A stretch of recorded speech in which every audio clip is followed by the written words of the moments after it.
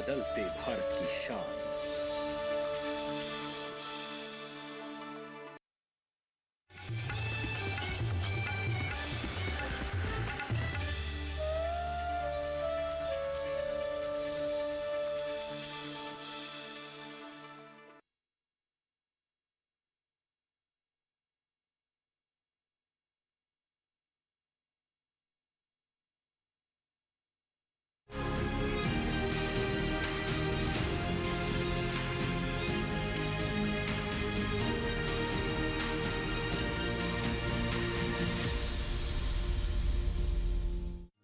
पीढ़ी दर पीढ़ी हमारे किसान अलग अलग स्पीसीज की अलग अलग वैरायटी इनको सहेज कर रखते गए और उसको विकास करते रहे। किसान की विरासत, धरती के वनस्पति संसाधन, एक अधिकार जिसका दुनिया भर के देश करते हैं सम्मान। आज भारत उन अधिकारों को दे रहा है नए मुकाम, ताकि और बढ़े किसानों की वंशागत किस्मों की पहचान का अभियान।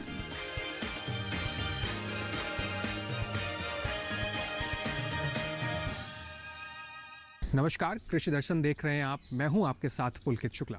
कृषि दर्शन एक ऐसा कार्यक्रम है जिसमें हम आपको कृषि से जुड़ी हुई तमाम जानकारियां उपलब्ध कराते हैं, जिससे हमारे किसान भाई बहन इन जानकारियों का उचित इस्तेमाल कर अपनी आय को दोगुनी कर सकते हैं। साथ ही साथ हमारा देश भी इससे विकसित होता है। जैसे कि आप जानते हैं कि कृषि दर्शन में हमेशा की तरह हम सबसे पहले बात करते हैं विज्ञान और किसान की, उसके बाद हम नज़र डालेंगे सफल किसान पर और अंत में हम बात करेंगे फार्मिंग इंडिया की। तो चलिए शुरुआत करते हैं अपने कृषि दर्शन की।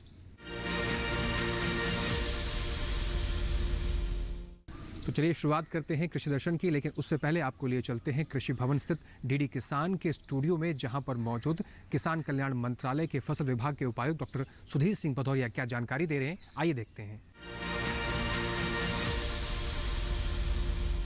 विकसित भारत संकल्प यात्रा निकाली जा रही है। इस यात्रा के दौरान एक वैन जो कि गाड़ी होती है, जिसमें एक स्क्रीन लगी होती है, जिसके द्वारा सभी शासकीय योजनाओं के बारे में जानकारी दी जाती है। और इस योजना का सबसे बड़ा लाभ यह है कि किसानों के या जो ग्रामीण जन हैं या शहरी जन हैं, उनके घर तक जाके अधिकारी जाके और अपनी स्कीमों के बारे में बता रहे हैं। तो मेरा निवेदन है कि इन शासकीय योजनाओं का लाभ उठाएं। और इस दौरान प्रदर्शनियां भी लगाई जाती हैं। उन प्रदर्शनियों में जैसे स्वास्थ्य विभाग है, पशुपालन विभाग है, आवासीय हाउसिंग विभाग है, और सभी लोगों की प्रदर्शनियां लगाई जा रही हैं, जिसमें कि उनकी योजनाओं के बारे में जानकारी दी जा रही है। तो आप लोगों से निवेदन है कि इन शासकीय योजनाओं का अवश्य लाभ उठावें। और इस दौरान जो सफल उद्यमी है, कृषि के क्षेत्र में उद्यमी है या मत्स्य पालन के क्षेत्र में, या किसी ने शासकीय योजना का लाभ उठा के काफ़ी अच्छा कार्य किया है, तो उनसे साक्षात्कार भी कराया जा रहा है, उन्हें सम्मानित भी किया जा रहा है। और यहाँ तक कि हमारे देश के माननीय प्रधानमंत्री महोदय भी उनसे लाइव चर्चा कर रहे हैं। और मकसद सिर्फ यह है कि अगर वो लोग लाभ उठा सकते हैं तो प्रेरित करना है लोगों को। आप बाकी लोगों को भी प्रेरित कीजिए, मेरा निवेदन है कि जिससे इन योजनाओं का लाभ उठाया जा सके। तो चलिए शुरुआत करते हैं और सबसे पहले बात करेंगे विज्ञान और किसान की।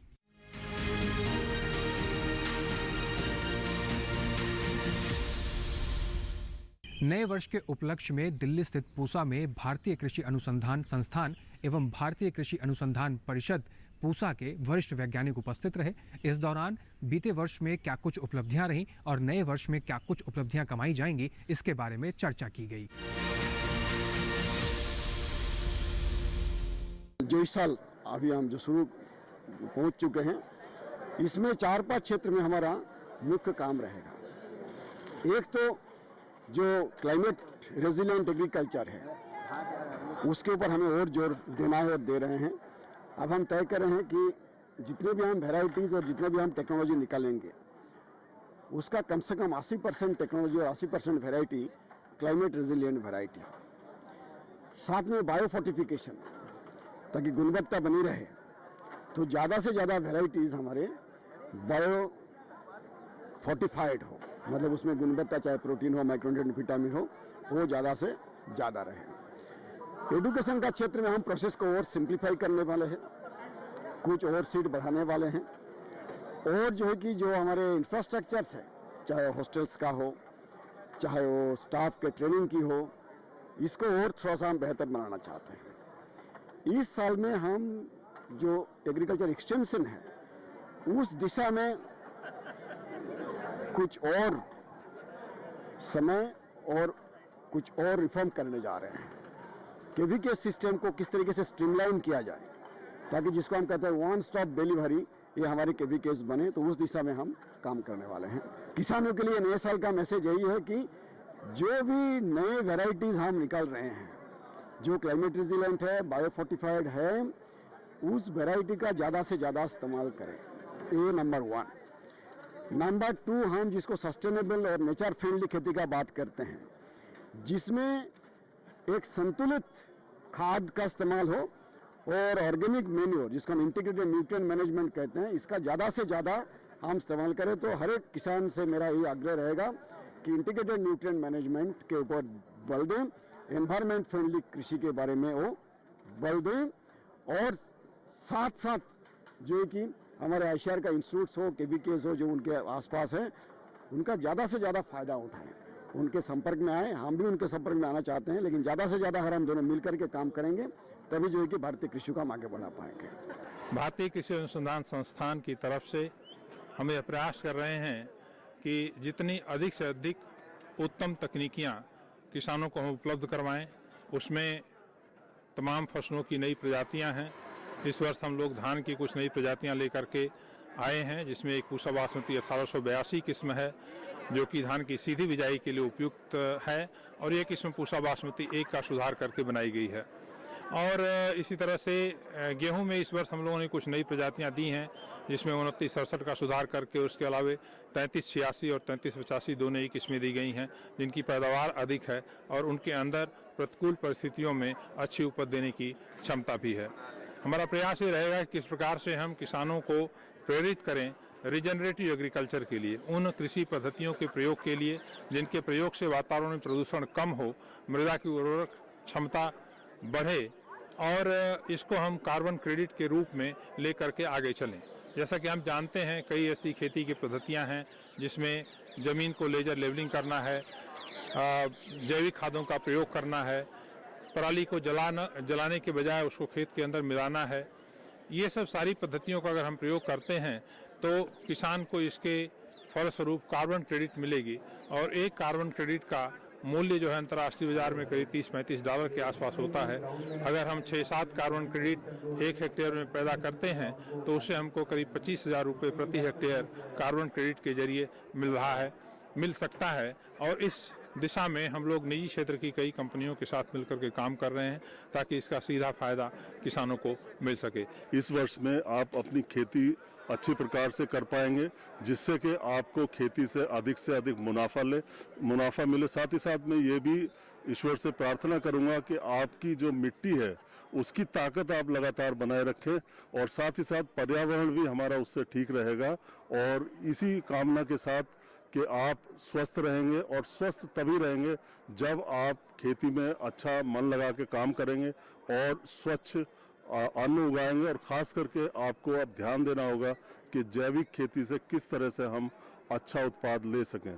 आप जानते हैं कि जैविक खेती से जो उत्पाद मिलता है उसमें हमारे जो रसायन होते हैं वो नहीं आ पाते और हमारा स्वास्थ्य अच्छा रहता है। भारतीय कृषि अनुसंधान परिषद ने कृषि विज्ञान केंद्र के माध्यम से किसानों के डबलिंग इनकम करने का बात चला रहा है और उस पर काफ़ी काम भी हो रहा है।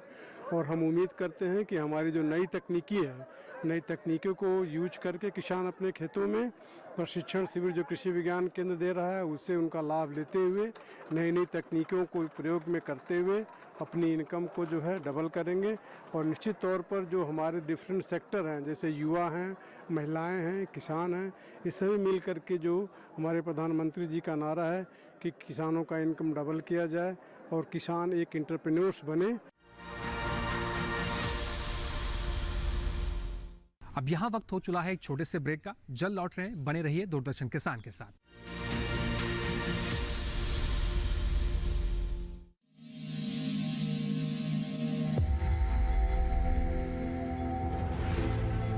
आत्मनिर्भर किसान भारत की शान। उत्पादन में आत्मनिर्भर होने के साथ साथ फसल की कटाई के उपरांत उपज की हानि को रोकने, ग्रामीण क्षेत्रों में रोजगार सृजन करने और बीज से बाजार तक के विजन को मजबूती देने के उद्देश्य से 1 वर्ष पूर्व माननीय प्रधानमंत्री श्री नरेंद्र मोदी जी ने एक महत्वाकांक्षी केंद्रीय योजना एग्रीकल्चर इंफ्रास्ट्रक्चर फंड की शुरुआत की। इस आधुनिक इंफ्रास्ट्रक्चर से कृषि आधारित उद्योग लगाने में एक बहुत बड़ा बदलाव आएगा और बहुत बड़ी गति आएगी। साथियों, अब हम उस स्थिति की तरफ बढ़ रहे हैं जहां गांव के कृषि उद्योगों से फूड आधारित उत्पाद शहर जाएंगे और यही तो आत्मनिर्भर भारत अभियान का संकल्प है। एग्रीकल्चर इंफ्रास्ट्रक्चर फंड से पात्र लाभार्थी गोदामों का निर्माण कर सकते हैं, छटाई या ग्रेडिंग इकाई, पैकिंग हाउस, सप्लाई चेन और कोल्ड चेन जैसी सुविधाएं या फिर प्राथमिक कृषि प्रसंस्करण केंद्र की स्थापना कर सकते हैं। इस योजना के तहत पात्र लाभार्थियों को 2 करोड़ रुपए तक के ऋण पर अधिकतम 7 वर्ष के लिए ब्याज में 3% तक की छूट दी जा रही है। ऋण पुनर्भुगतान के लिए 6 महीने से 2 वर्ष तक मोरेटोरियम की सुविधा भी उपलब्ध है। इस योजना ने अब तक सफलता की कई मिसालें कायम की हैं, जैसे कि मध्य प्रदेश के लाभार्थी श्री विपिन त्रिपाठी ने एग्रीकल्चर वेस्ट से बायोफ्यूल बनाने का इनोवेटिव प्राइमरी प्रोसेसिंग सेंटर लगाया है। लोन मिलने की वजह से हम समय पर सारी मशीनों का प्रोक्योरमेंट और सारा सिविल वर्क टाइम पे करवा पाए, जिससे ये प्रोजेक्ट को लगाना संभव हो पाए। राजस्थान के लाभार्थी श्री यशवर्धन मुंद्रा ने सॉर्टिंग एंड ग्रेडिंग यूनिट लगाकर रोजगार के अवसर पैदा किए हैं। कर्नाटक की महिला उद्यमी श्रीमती ममता वी ने प्राइमरी प्रोसेसिंग सेंटर लगाकर प्रगति की नई राह चुनी है। ಸಣ್ಣ ಪುಟ್ಟ ಉದ್ಯಮಿಗಳನ್ನ ಮತ್ತಷ್ಟು ಅಗ್ರಿಕಲ್ಚರಲ್ಲಿ ಹೆಚ್ಚು ನಾವು ಇನ್ನಷ್ಟು ಸಾಧನೆ ಮಾಡಲಿಕ್ಕೆ ಕಾರಣಕಾರಕವಾದಂತ ಈ ಅಗ್ರಿಕಲ್ಚರಲ್ ಇನ್ಫ್ರಾಸ್ಟ್ರಕ್ಚರ್ ಫಂಡ್ ಇಂದ ನಮ್ಮ ಇನ್ನಷ್ಟು ಯೋಜನೆಗಳು ಆಯೋಜನೆಗಳು ಉತ್ತಮಗೊಂಡಿದೆ। राजस्थान के लाभार्थी श्री दिनेश भट्टर ने जीरे की प्रोसेसिंग यूनिट लगाकर आसपास के ग्रामीणों को आत्मनिर्भरता प्रदान की है।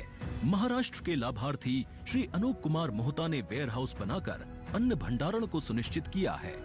आज देश के कोने कोने से किसान, कृषि उद्यमी, किसान उत्पादक संघ, प्राथमिक कृषि सहकारी समितियां, स्वयं सहायता समूह और कृषि उपज मंडियां इस योजना का लाभ उठा रहे हैं।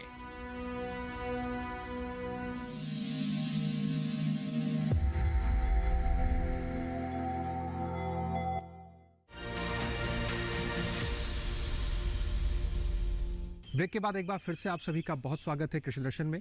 कृषि दर्शन के इस हिस्से में हम बात करेंगे कृषि स्टार्टअप के बारे में।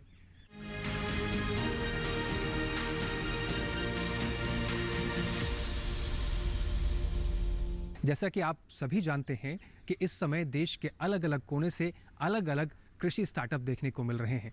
ऐसे में किसान भाई बहन अलग अलग उत्पाद अलग अलग तरीकों से अपना कृषि स्टार्टअप कर रहे हैं। आज के कृषि स्टार्टअप में ऐसा कौन सा स्टार्टअप हम आपको दिखाने जा रहे हैं, आइए देखते हैं।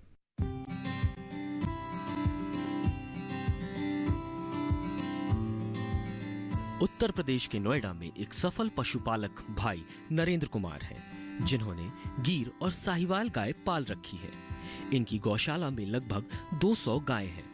इन्होंने इनकी देखभाल के लिए समुचित व्यवस्था की हुई है। खान पान से लेकर दूध निकालने तक इन सारे कामों के लिए हाईटेक व्यवस्था अपनाई गई है। इसके बारे में नरेंद्र कुमार ने कहा, हमारे पास करीब 450 के आसपास गौ माता है, जिसमें ज़्यादातर हमारे पास गिर गौवंश है। इसके अलावा हमारे पास साहिवाल है और थार पारकर है। मुख्य रूप से हम लोग गाय की जो ब्रीडिंग है उस पर काम करते हैं और ब्रीडिंग डेवलपमेंट और बुल हमारे पास तैयार होता है। और हम लोग हर एक गाय का जो डीएनए रिकॉर्ड्स है वो मेंटेन करते हैं। और जितनी भी गाय आप देख रहे होंगे हमारे यहाँ जो गाय आई हैं, सारी गाय गुजरात से आई हुई हैं और कुछ गाय हमारे खुद के फार्म में भी तैयार हुई है। ये जो आप बच्चे देख रहे होंगे या जो गाय देख रहे होंगे, इनका बहुत ध्यान रखा जाता है हमारे यहाँ। सुबह 3 बजे से हम लोग काम करना शुरू करते हैं। हमारे यहाँ बहुत डेडिकेटेड स्टाफ है, पूरे हाईटेक तरीके से हम लोग काम करते हैं। हर चीज़ का शेड्यूल बना हुआ है। मॉर्निंग में 3:30 हमारी मिल्किंग होती है और 5 बजे के आसपास हमारा जो है मिल्क डिलीवर होना शुरू होता है। और हम लोग जो मिल्क की डिलीवरी है ये हमारा एक ऐप है स्वदेशी VIP, उससे करते हैं कस्टमर्स को। और मॉर्निंग और इवनिंग हमारी डिलीवरी होता है। घी का डिलीवरी पूरे इंडिया में होता है।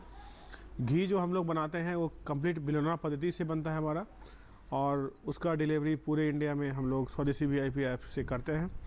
गाय का जो हेल्थ है उस पर काफ़ी ध्यान रखा जाता है, और एक डेडिकेटेड हमारे यहाँ एक मेडिकल प्रैक्टिशनर फुल टाइम यही रहते हैं।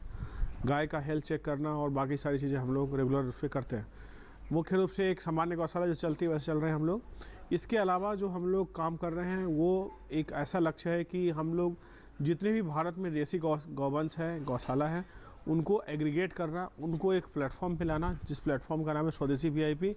वहाँ पर ला कर के फार्म को कैसे मैनेज करें, कितने गाय से शुरू करना चाहिए, ये सब हम लोग एक पूरा सॉफ्टवेयर हम लोगों ने बनाया हुआ है। एक सॉफ्टवेयर की टीम हमारे यहाँ काम करती है, और एक एक स्टेप्स हमारे यहाँ मोबाइल ऐप पे रिकॉर्ड होता है। गाय की एक्टिविटी से लेके फीडिंग से लेके मिल्किंग, हर एक चीज़ हमारे यहाँ एक्टिव होती है।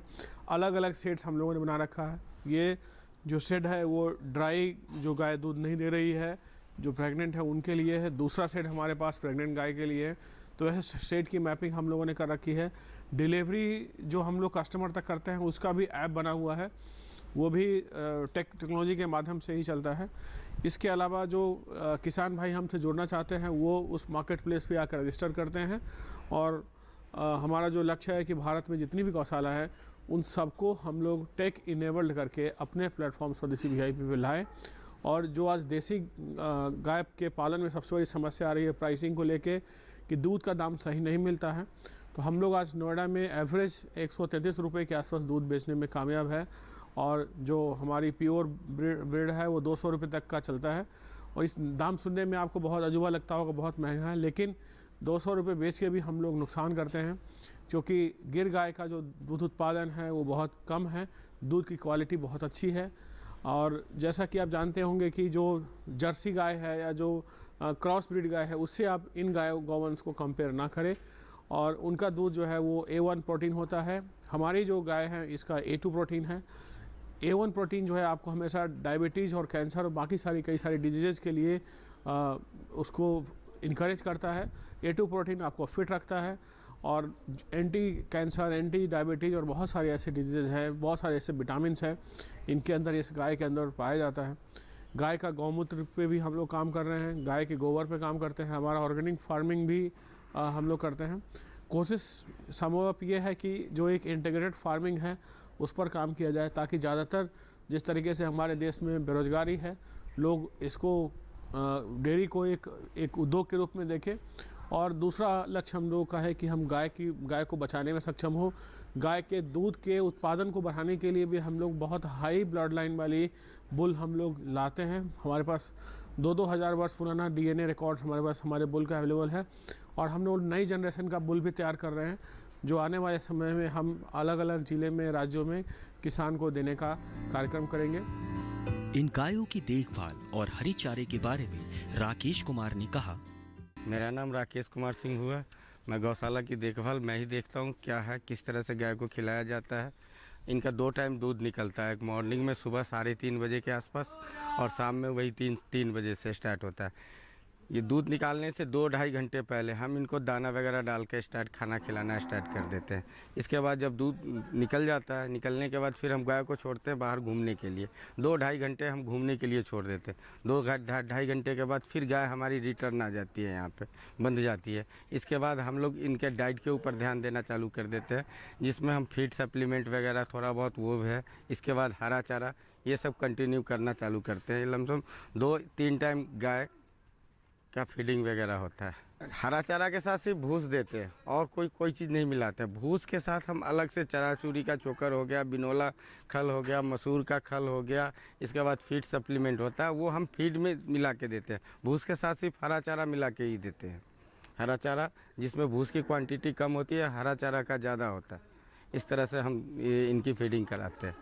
इसके अलावा अगर बाई चांस जो गाय खाना खा नहीं रही है, जुगाली नहीं कर रही है, तो फिर वो केयर करना होता है, देखना पड़ता है। जिस समय फीड हम डालना स्टार्ट करते हैं उस समय से फीड डालने के समय में एक लड़का राउंड पे रहता है, घूमते रहता है, देखते रहता है कि कौन सी गाय जुगाली की नहीं की, कौन खा रही है कौन नहीं खा रही है। इसके बाद फिर हम उसको ट्रीटमेंट में स्टार्ट करते हैं। तो ट्रीटमेंट भी मेडिसिन से हम कोई ट्रीटमेंट वगैरह नहीं करते, हमारा मेन आयुर्वेद पे फोकस है। तो हम लोग जो पुरानी विधि थी आयुर्वेद से ही काम पूरा करते हैं, जिसमें मुलेठी हो गया, अश्वगंधा हो गया, शतावरी हो गया, अजवाइन हो गया, इस तरह से, और फिर उसको गुड़ में गर्म करके इस तरह से गाय को देते हैं। जब इनकेस कभी ज़्यादा इस तरह का केस, क्रिटिकल केस आता है, उस समय हम डॉक्टरों की सलाह लेते हैं। चलिए यहाँ पर वक्त हो गया है एक छोटे से ब्रेक का, कहीं मत जाइए, बने रहिए दूरदर्शन किसान के साथ।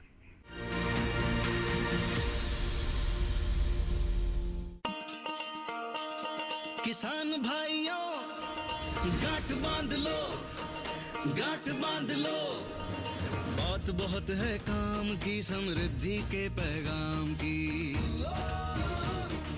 मिट्टी के मिजाज को समझो, मिट्टी के हर राज को समझो, मिट्टी की तुम जांच कराओ, मुफ्त सॉइल हेल्थ कार्ड ले जाओ। कभी मुनासिब बीज लगाओ, सही किस्म की खाद ले आओ, जितनी जरूरी उतनी डालो, सही मात्रा खुद पहचानो, इसको अपना मंत्र बना लो, मिट्टी की सेहत तो जानो। बात बहुत है काम की, कम लागत अधिक वरदान की, किसान भाइयों गांठ बांध लो। आज ही मिट्टी की जांच कराएं, राज्य सरकार के कृषि अधिकारी से संपर्क करें और मुफ्त में सॉइल हेल्थ कार्ड पाएं। कृषि और किसान कल्याण मंत्रालय द्वारा किसान हित में जारी। ब्रेक के बाद एक बार फिर से आप सभी का स्वागत है। कृषि दर्शन के इस हिस्से में अब हम बात करेंगे फार्मिंग इंडिया की।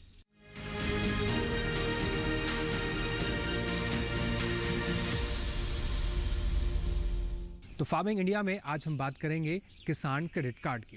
किसान क्रेडिट कार्ड योजना कैसी योजना है, कैसे किसान भाई बहन इस योजना का लाभ ले सकते हैं और कैसे अपनी आय को दोगुनी कर सकते हैं, आइए देखते हैं।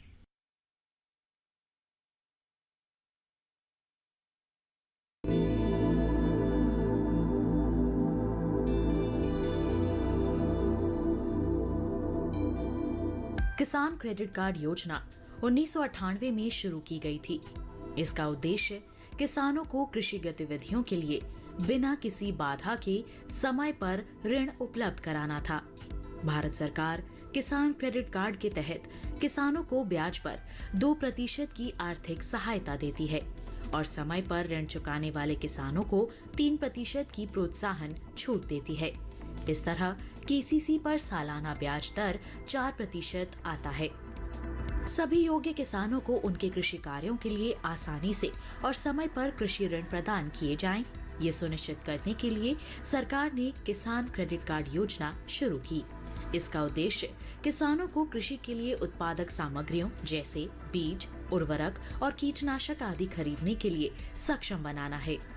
सरकार ने किसानों के हित में बड़े कदम उठाते हुए 2019 में केसीसी में ब्याज दर में आर्थिक सहायता का प्रावधान शामिल करते हुए इसका लाभ डेयरी उद्योग समेत पशुपालकों और मछली पालकों को भी देने की व्यवस्था सुनिश्चित की है।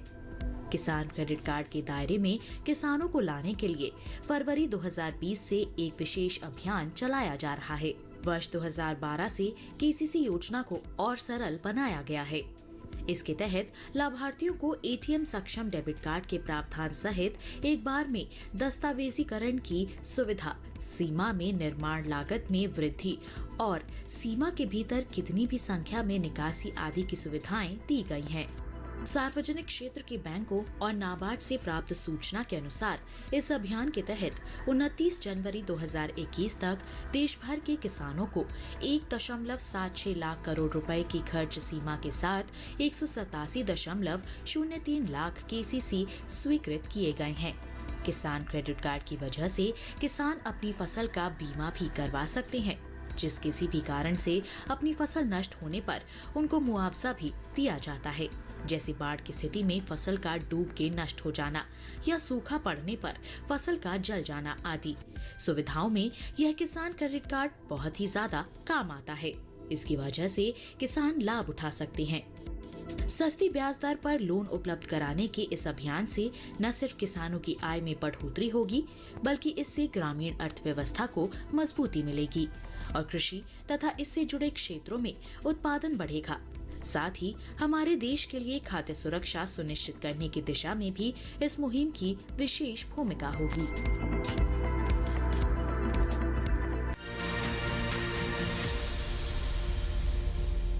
आज के फार्मिंग इंडिया में आपने जाना किसान क्रेडिट कार्ड के बारे में, कैसे आप किसान क्रेडिट कार्ड से लाभ कमा सकते हैं और कैसे आप मुनाफा कमा सकते हैं। कृषि दर्शन के इस कार्यक्रम में फिलहाल आज इतना ही। उम्मीद करते हैं कि आपको दिखाई गई सभी जानकारियों से लाभ मिलेगा। कृषि दर्शन कार्यक्रम से जुड़े कोई भी सुझाव या कोई भी सवाल आप हमें ईमेल के जरिए या आप हमें पत्र लिखकर भी भेज सकते हैं। आप हमारी ईमेल आईडी भी नोट कर सकते हैं, krishidarshan@gmail.com, और पत्र लिखने के लिए आप हमारा पता नोट कर सकते हैं, कृषि दर्शन, कमरा नंबर 58, CPC दूरदर्शन, खेलगांव, नई दिल्ली 110049। इसके साथ ही आप कृषि दर्शन के कार्यक्रम को हमारे YouTube चैनल पर भी देख सकते हैं। तो टेलीविजन स्क्रीन पर दिखाए जा रहे QR कोड को स्कैन कर आप सीधा DD किसान के YouTube चैनल पर पहुंच सकते हैं और कृषि दर्शन में दिखाई गई सभी जानकारी को किसी भी वक्त कहीं पर भी बैठकर देख सकते हैं। आज के कृषि दर्शन कार्यक्रम में फिलहाल इतना ही। मुझे दीजिए इजाजत और देखते रहिए दूरदर्शन किसान। नमस्कार।